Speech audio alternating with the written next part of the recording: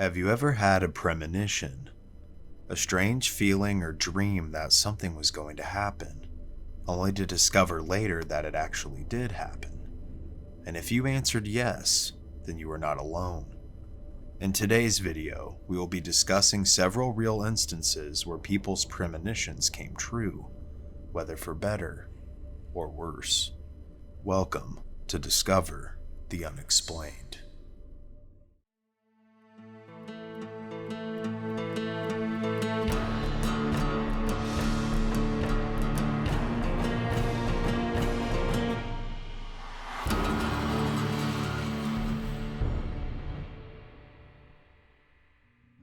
But first things first, we have our very first sponsorship, which I am extremely grateful for.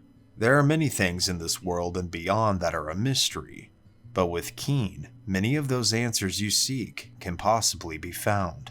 Whether it's spiritual, life, or general advice, Keen offers amazing counsel to help you answer your burning questions. I've personally tried Keen and chose a highly recommended advisor, went to the conversation with an open mind. Needless to say, I left the conversation pretty reassured with my answers and all around happy with the outcome. I chose to do a chat session instead of a phone call because that's what I'm more comfortable with, but they have a variety of options to best suit your needs, so whatever works best for you.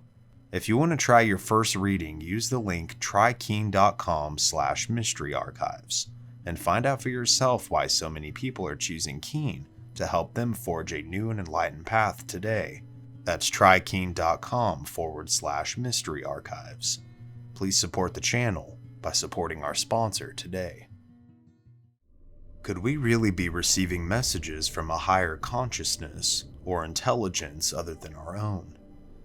Many people, myself included, have experienced dreams or feelings of things to come, whether that's feeling reassured that what we're doing is the right path, or whether that feeling is an impending sense of doom.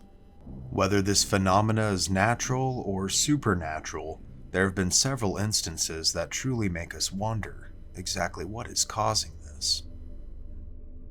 Published in 1838, the narrative of Arthur Gordon Pym is Edgar Allan Poe's only complete full-length novel. It tells the story of Arthur Pym, a stowaway on a whaling ship. Mutiny, shipwreck, and cannibalism follow, with the cabin boy, a character named Richard Parker, becoming a victim. It is Parker in the story who suggests that a crew member should be sacrificed to provide food for everyone else, as to which the crew proceeds to draw straws. He himself draws the shortest one.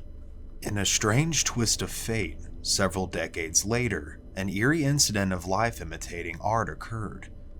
In May of 1884, a ship called the Mignonette set sail from Southampton heading for Sydney. The ship wrecked. When food supplies began to run out, the crew determined that a sacrifice had to be made.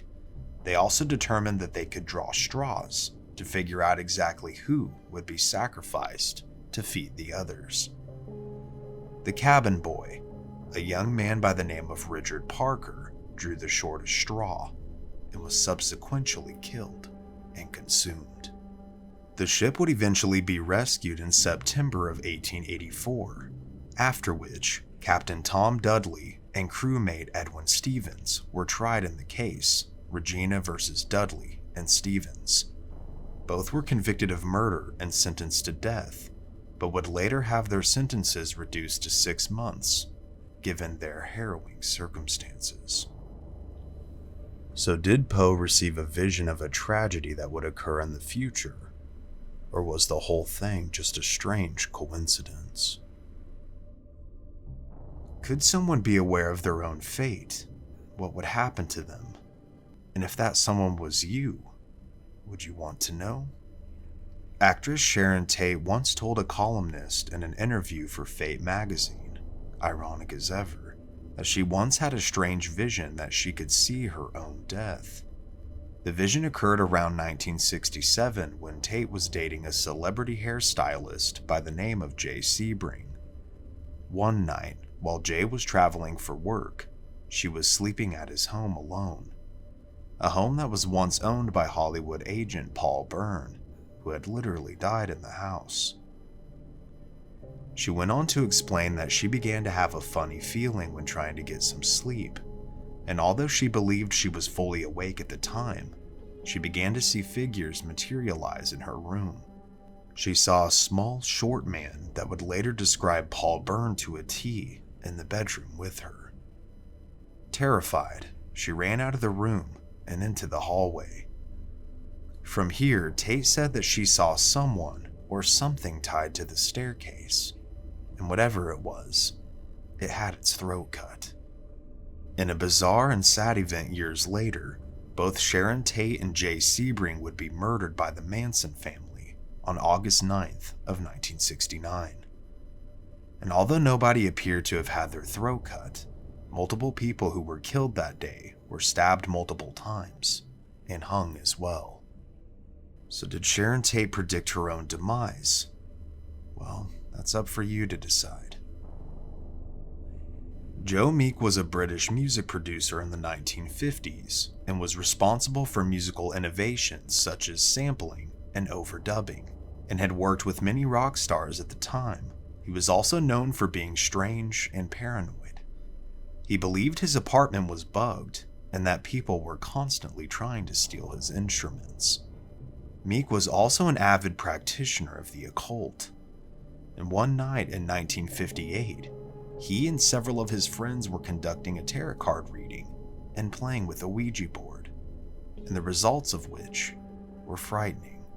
During the reading, one of the attendees began to frantically scribble down messages on a small notepad in Meek's living room. The messages read, February the 3rd, Buddy Holly dies. Meeks, a huge Buddy Holly fan, was horrified. The following day, he immediately attempted to get the message to the singer as fast as he could. However, when February the 3rd of 1958 passed without incident, Meek was relieved.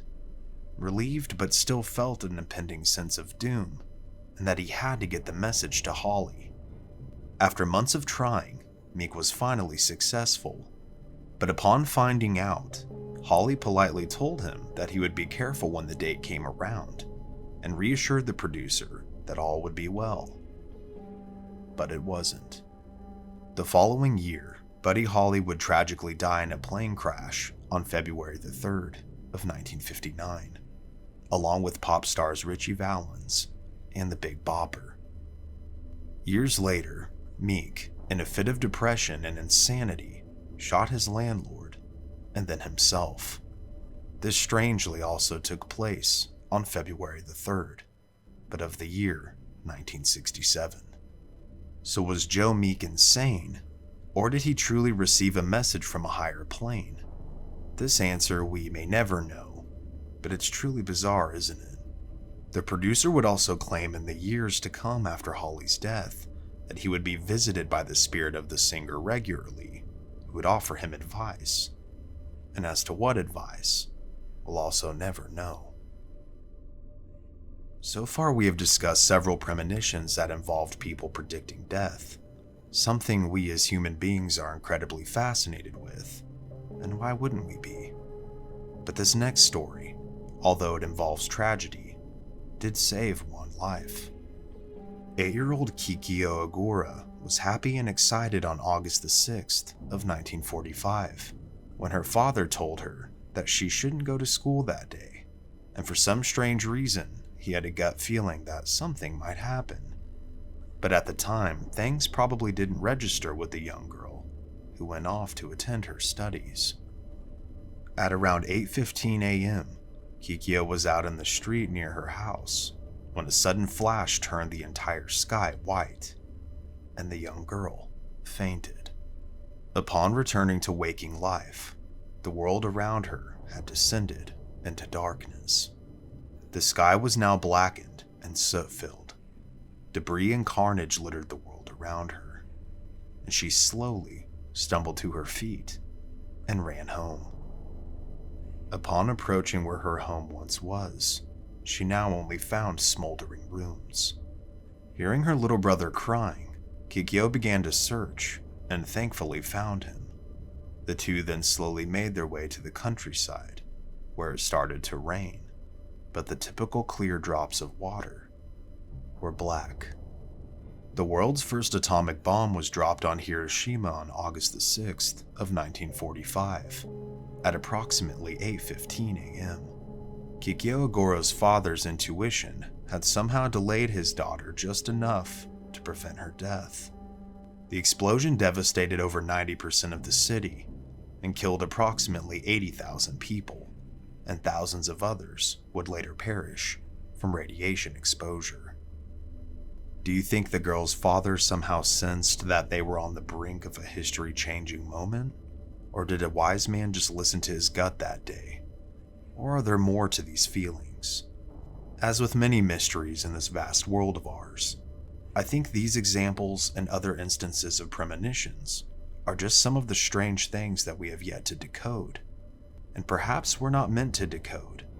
Perhaps some things are better left unexplained. Have you ever experienced a premonition? Let me know down in the comments below. Don't forget to like this video and subscribe with notifications on. And please share this video with a friend or on social media to help us grow.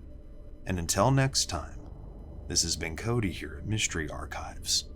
Stay safe out there and take care.